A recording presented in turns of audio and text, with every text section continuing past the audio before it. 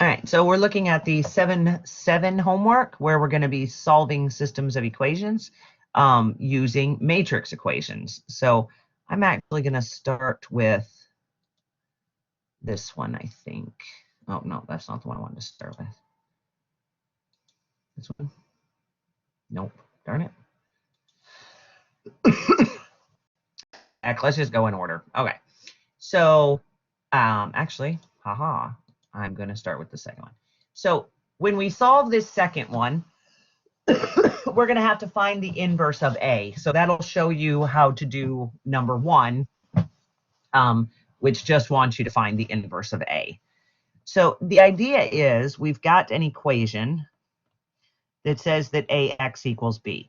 Now, if this was algebra, well, this is algebra, but I mean, if these were just real numbers, you would, what, divide both sides by A, right? And you'd get that X is equal to B over A. What you're really doing when you're dividing is you're multiplying by A's inverse, because if you multiply by an inverse, you get 1. So what you're really doing here is saying, oh, well, I'm going to multiply by the inverse of A. That way, this becomes a 1, which like doesn't mean anything. Okay, so that's essentially what you're doing. With matrices, you can't divide matrices. So you just have to think about it as multiplying by his inverse. So if you recall, the notation for inverse looks like this. So if we were to multiply both sides by the inverse, this gives you the identity matrix, which we call I, which acts like a 1. So that we have now solved for X, essentially. So in order to solve this for X, now this is your, oh, B's labeled right there. So what I need to do is find his inverse. I'll multiply it by B, and what it's going to give me is a 3-by-1 matrix, and the first entry will be C, the second will be Y, and the last will be R. So again, what we need to find is A inverse times B. So X is equal to A inverse times B. Now, how do I find A inverse? That's what we're about to do. And this is what you'll have to do in number 1. So to find the inverse of A, what we're going to do is we are going to write down the A matrix, and then we're going to tack the identity onto it. So remember, the identity is the matrix that acts like a 1. It looks like this. It's just a bunch of zeros with 1s on the diagonal. So I'm going to tack him on there.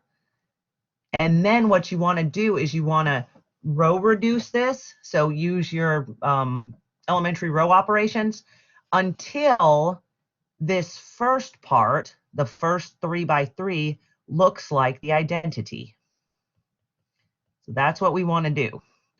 So notice that the first column already looks just like the identity. So there's nothing to do there. The second column is close, but we need for this to be a 0. So we're trying to make it look like this. This is the identity for a 3-by-3. Looks like that. So we want that to match up. So notice we've got our first ones look fine. The 1 and the 0 there look fine, but I need that top one to be a 0. So now remember how you get zeros. You use the other guys in the row to zero him out. So what we're going to do is we're going to use this 1 to turn that other one into a 0. Can I do that? Well, just multiply the second row by a negative, add it to the first row, and make that your new first row. So see, I'm not changing the second row. I'm also not changing the third row. I'm not even touching that one. All I'm going to get is a new row 1 by adding the opposite of row 2 to row 1. So 0 plus 1 is 1. Negative 1 plus 1 is 0. 1 plus 2 is 3. 0 plus 1 is 1. Negative 1 plus 0 is negative 1. 0 plus 0 is 0. So see, I just did the opposite of row 2. So multiply all those by a negative and add them to the top row. So that would be negative 1, positive 1 plus 2, negative 1 plus 0. Perfect. So now let's see how we're doing First row looks, or first column looks perfect. Second column looks perfect. And that 1 right there looks good. But I need for both of these to be zeros. So what I'm going to do is I'm going to use this 1 to turn those into zeros. So to do the second row, that's going to be pretty easy. We just add them together. So we're just going to do row 3 plus row 2. And that'll give me the perfect row 2. But now how do I cancel out a 3? Well, I need a -3. So I'm going to do -3 times row 3 and add that to row 1 to get a new row 1. So let's see how this looks. So notice we are not changing row 3 at all. We're just using him. So my new row 2, I'm going to add them together. Just add row 3 plus row 2. 0 plus 0, 0 plus 1, 1 plus -1, 0 plus 0, 1 plus 0, 0 plus 1. So there's your new row 2. Now for the new row 1, if you want, you can kind of come off to the side and say, okay, well, what is -3 times row 3 going to look like? Well, it would be 0, 0, -3, 0, 0, -3. Now I want to add that to row 1, which looks like this. So we're just adding these together, and that's going to be my new row 1. So 0 plus 1 is 1, 0 plus 0 is 0, -3 plus 3 is 0, 0 plus 1, 0 plus -1, -3 plus 0. And now, check it out. This looks exactly like the identity. So why did we just do that? Because the second part is your inverse. Yay. So that's how you find the inverse of a 3x3 matrix. You tack the identity onto the end of it, then you manipulate it until you turn the front part into the identity. So beautiful, right? So now that we know the identity, all I have to do is use this equation, which says I just multiply the identity times the B matrix. So all I've got to do, not the identity, the inverse. So I'm just going to multiply the inverse. Oh no, did I just delete part of it? I didn't. Good. Whew. That would have sucked. All right, so we've got 1, -1, -3, 0, 1, 1, 0, 0, 1. So that's our identity. And we're just going to multiply that matrix by 350, 300, 100. So remember, when you multiply matrices, you just pair up the first guy's rows with the second guy's columns. So I'm going to be pairing up row 1 with column 1. This is all column 1. Those are big numbers. So we just multiply. So this is going to be 1 times 350 plus -1 times 300 plus -3 times 100. So remember, you just multiply the entries. So now do second row with the column. So that's going to be 0 times 350 plus 1 times 300 plus 1 times 100. And now we'll do the last row with the column. So that's going to give me 0 times 350 plus 0 times 300 plus 1 times 100. And let's see what we got here. So we got what? 350 minus 300. Oh, is that minus 300 again? Yep. So we're going to get -250. And then here we're going to get 400, right? 300 plus 100. And here we're just going to get 100. So what is this? Well, this is the solution. This is the C, the Y, and the R. That's X. So C must be -250, Y is 400, and R is 100. So -250, 400, 100. -250, 400. Yay! So again, number 1 just asks you to find the inverse of a 3 by 3, so you do exactly what we did there at the beginning. All right, so in this one, they just want me to rewrite this as an equation, so these are kind of out of order. We just actually did this application. So what you would do, if starting from scratch, you're given a system of equations, the first thing you do is you put coefficient matrix in for the A. So just the coefficients. That's a 0, a 1, and a 3. And then here's a 1, a -1, and a -4. So you see those are the coefficients. Now, if I multiply that by the matrix DMR, and we're about to have a problem with this that I don't know how to fix. But it's the D, and then the M, and then the R, okay? So that way when you multiply these, imagine if you multiply these out, you'd have 3 times D minus 2 times M minus 10 times R. You see, if you were to multiply them, then you'd have 0 times D plus 1 times M plus 3 times R. So that is your variable column matrix. And then over here, we're putting what it should equal. And I hope it doesn't say we're wrong, but if it does, it's going to be mad about this one. And I'm going to try to see if I can figure out how to fix that. Yeah, so this is the answer, though. Look at the answer. It's DMR. It's just like it wants it highlighted or something. I don't know.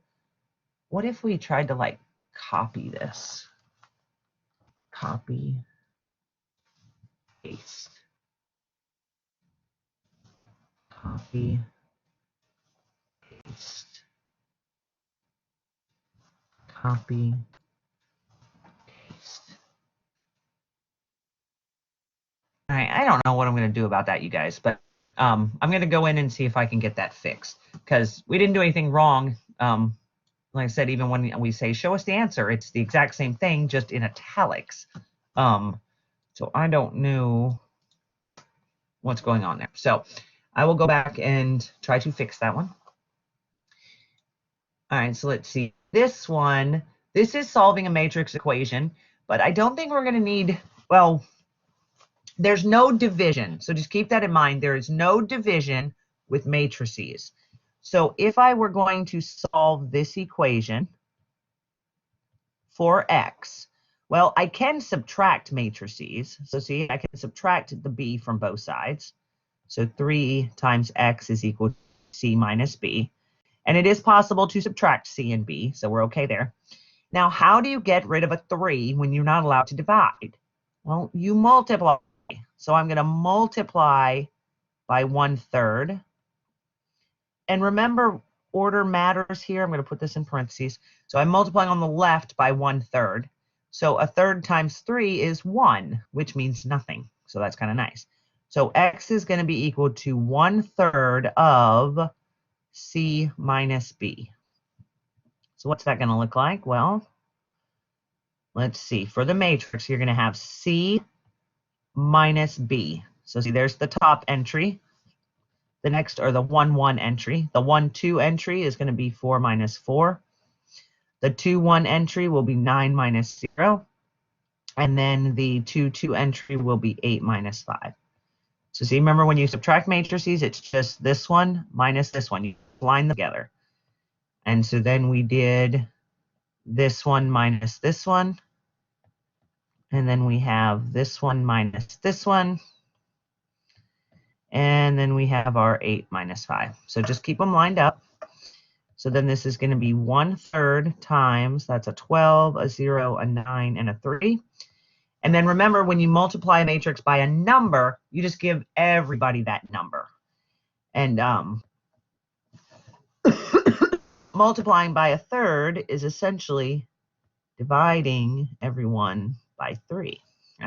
You can divide inside the matrix. Those are just numbers. So final answer is going to be 4031. 4031. Dun, dun, dun. All right, let's see what's the next one. All right, so this one is kind of similar to that other one that we did. Let's see what it would look like if I tried to solve this equation for A.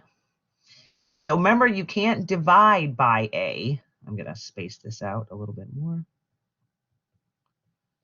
I can't divide by A, but what I can do is multiply by his inverse.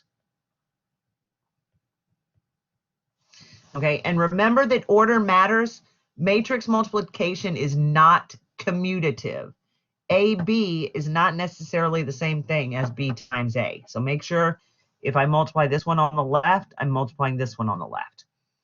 So now A inverse times A gives you that identity matrix, which essentially acts like a 1. So we're going to have that X is equal to A inverse times B, which means I need to find the inverse of A. Well, the inverse of A, this is a 2 by 2 matrix that we're looking at. So to find his inverse, we just have kind of a nice little formula. We're going to do, so in general, let's just write down the formula real quick. So if A were equal to, say, A, B, C, D, then A inverse is equal to 1 over, what you want to do is the forward diagonal minus the backwards diagonal. So AD minus B times C. And I always make this little thing on my picture because it's like the little fishy thing. So forward diagonal, A times D minus B times C. And then times the matrix. Now what you're going to do is you're going to swap the forward diagonal. So see, I'm just swapping them. And then I'm going to negate the backward diagonal. So everyone on that forward diagonal, so the A and B get swapped, the B and the C get negated, but not swapped, just negated. So this is the formula for our inverse. So let's do ours. So our A is equal to 1, negative 3, 0, 1. So our inverse is going to be equal to, oops, I don't want to use that brown anymore. Let's see, how about purple? So we're going to do 1 over the product of the forward, so that's 1 times 1, minus the backward, negative 3 times 0. So see, that was forward minus backwards. And then times, we're going to swap those two. Can't really tell I swapped them. And negate those two. So they are swapped and negated. So swap the forward diagonal, negate the back diagonal. All right, so look how nice this is.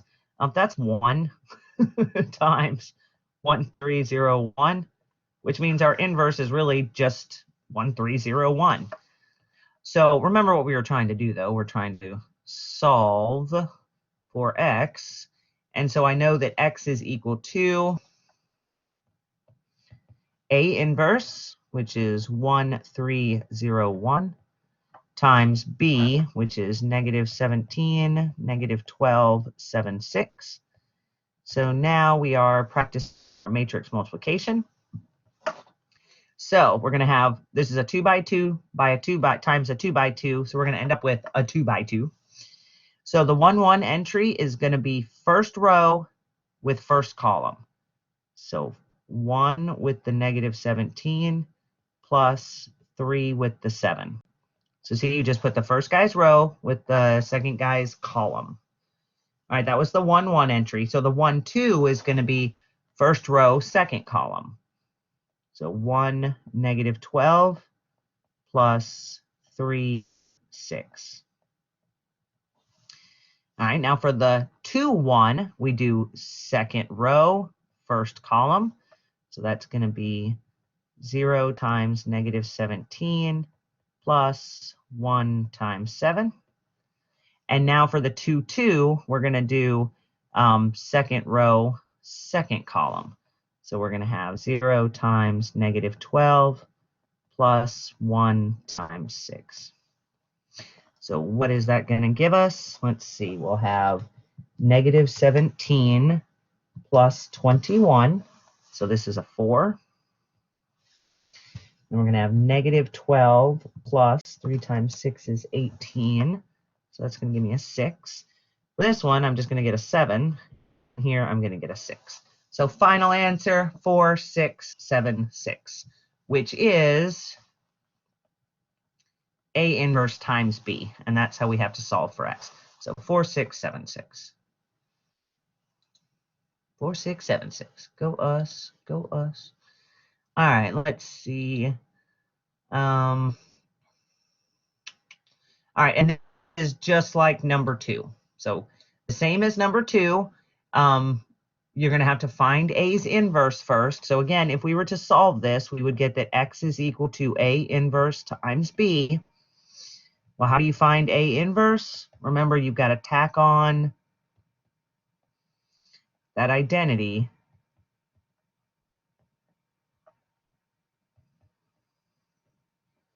And then you've got to row reduce it. What you want to get, you want to do row operations